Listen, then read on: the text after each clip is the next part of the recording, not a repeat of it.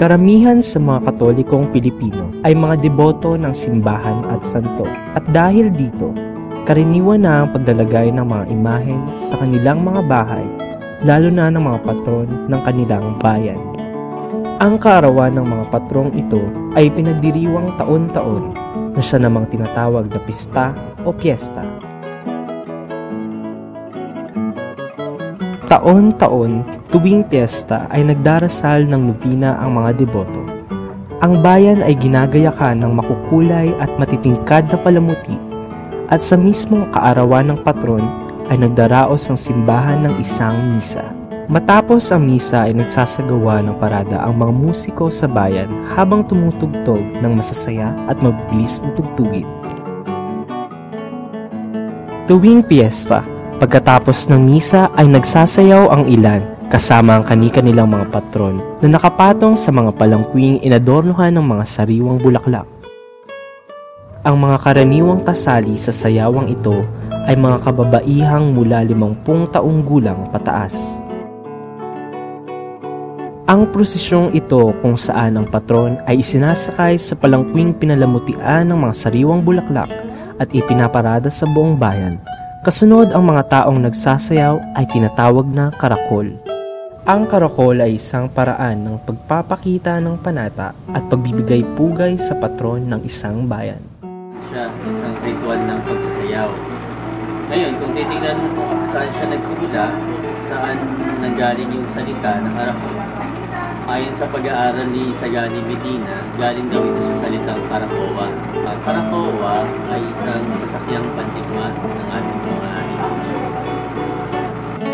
Ito ay isang uri ng pagpupuri sa Diyos, sa Panginoon. Pagpupuri yan sa Kanya sa pamamagitan ng pagsayaw. Ang ilang sumasali sa karakol ay nagsasabi na ito ay nakakagaling at nagbibigay ng lakas sa mga nagsasayaw dito. Ang mga nagsasayaw nito, meron silang panata doon sa santo o kaya naman meron silang kahilingan doon sa santo. Sabihin, pwedeng bakit sila nagsasayaw doon, pwedeng personal na kahilingan, kaya naman para sa iba.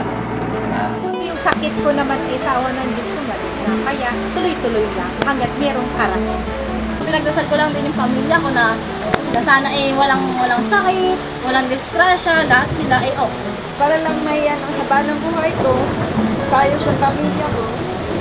Namanata daw siya, kasi daw po may sakit siya, tapos namanata siya na pagka daw po talaga alisin lang daw po yung kanyang sakit, sasali na daw po siya sa mga church activities po sa karakol. Kasi parang sabi po yun, natupad daw po, kaya po talaga hindi po siya napatang sa pagsali.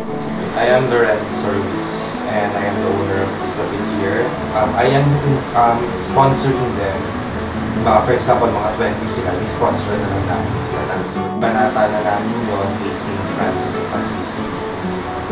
Ngunit habang tumatagal ay nagiging moderno na ang pagsasayaw ng karakol. Karaniwan na ang mga street dance competition na sinasalihan ng mga grupo ng mga mananayaw mula sa iba't ibang barangay sa isang partikular na bayan. Commodity siya. Bakit siya commodity?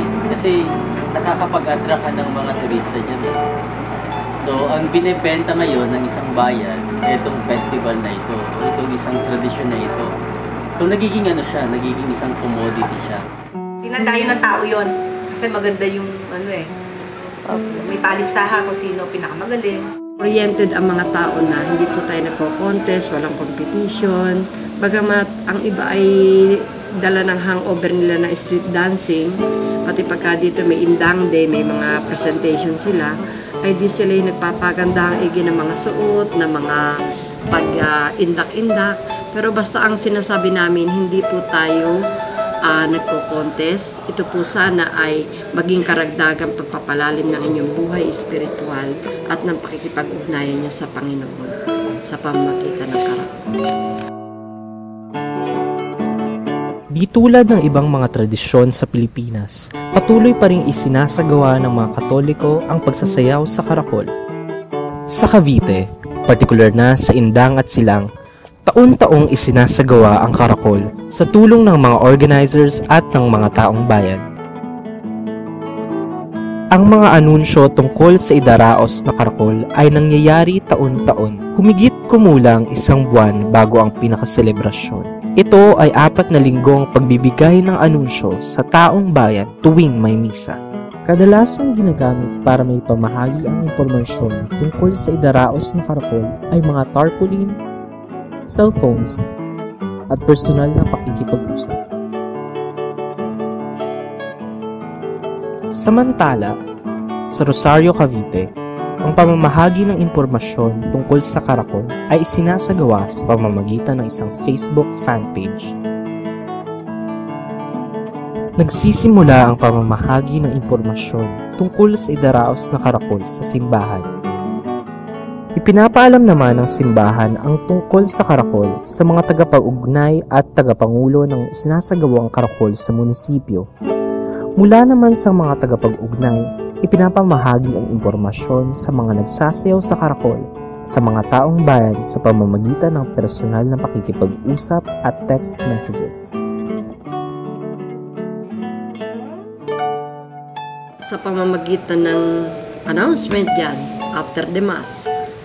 Ang iba naman ay ginagamitan namin through our BPC officers, Barangay Pastoral Council officers.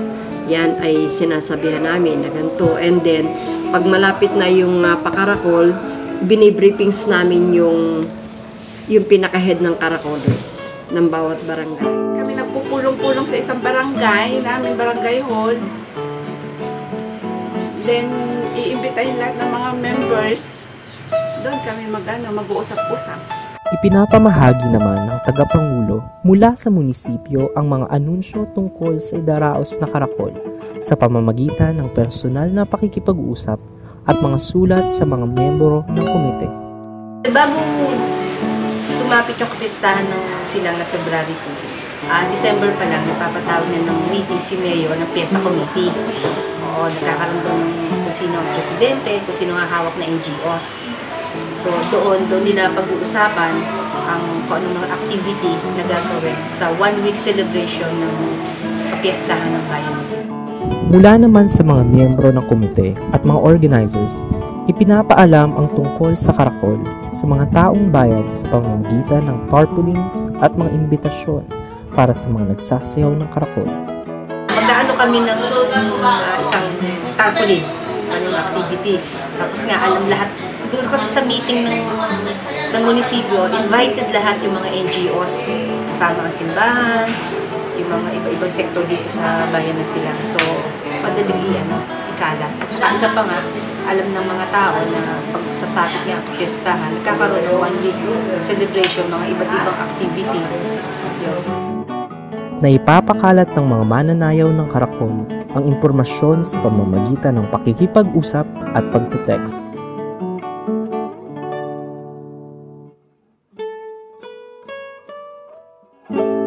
May sarili ring pamamaraan ang simbahan sa pamamahagi ng impormasyon tungkol sa karakol, at ito ay ang pag-aanunsyo pagkatapos ng banal na misa. Sa pagsasali ng tunay na kaisipan, ang pagsasayaw ay may tuturing na isa sa pinaka-nagpapahiwatig ng kahulugan ng karakol. Nasa sa pag-interpret ng bawat isa kung ano gusto na i-interpret. Katulad yung steps na ginawa ko ngayon, kasi iba yung last na ngayon. Meron ding kami yung stay na steps, pero meron kami din natin. Ngayon, ang interpretation ko doon sa sayo ngayon is yung alphabet. Tulad dito, manangin.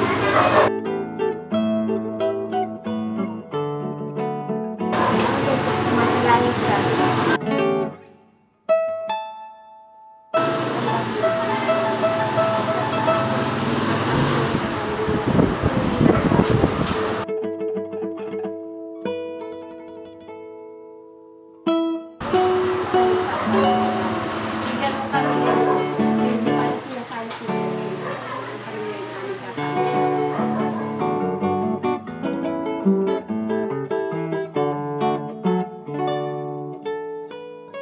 Ang karakol ay isang realidad na kinamulatan ng mga mananayaw nito at ng mga tao sa komunidad, at ang komunikasyon ang tumutulong sa pagpapanatili ng loyalidad na ito sa pamamagitan ng pamumuno ng simbahan at pakikiisa ng taong bayan. Bagamat na isalinlahi na ang pangunahing ideya ng karakol, ang ibang aspeto naman nito tulad ng kahulugan ng mga galaw at kasuotan ng mga mananayaw ay hindi lubusang naisasalin sa mga tao. Dahil dito, mahalaga ring maituro ng mga mananayaw ang kahulugan ng kanilang mga galaw upang lubos na mapagyaman ang kaalaman at pananampalataya ng mga tao. Bukod pa dito, kailangan din ang pamamaraan ng simbahan at ng pakikiisa ng taong bayan upang simulan ang pagsasagawa ng karakol na makakamit lamang sa tulong ng komunikasyon. Sa tulong nito, ang mga tradisyon sa ating bayan at ang kultura ay mapapangalagaan.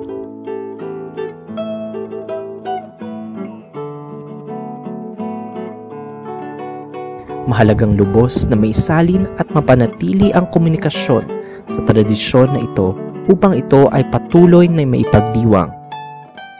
Panata, sakripisyo, pagpapasalamat, pagdarasal. Anumang salita ang iugnay sa karakol, isa ito sa mga tradisyong nagpapayaman hindi lamang sa kultura ng Pilipinas, kundi sa pananampalataya nating mga Pilipino.